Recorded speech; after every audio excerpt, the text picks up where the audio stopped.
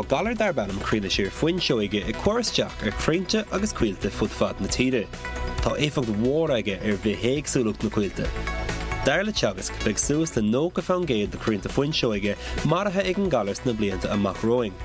Seo a bhíle rá i gcéimh go foirne le Cúla4 na Gaillimh faoi. Aki dúfasach tá sé marú go leor sus le 7 nó 8 fan géad rud tá muid fecalinis, tá muid breanhair, tá muid tuigeisteach craínsaí, tá muid breanhair stoc atá beidir imíonacht níos airde ag ina haid fecin muid gúil evan nar bhín se fás na craínsa go dtugann sin rinsá cosint. So tá go leor rudí mar sin a an áit bheith ggéirbh brú rudí ráid, tá muid fáide ar cetá náúíonna agus sinna tá crí lár na bio éagsúla na a bheith fáidir an áidir agus a bheith brenn cit an áidir a ginn se chuine.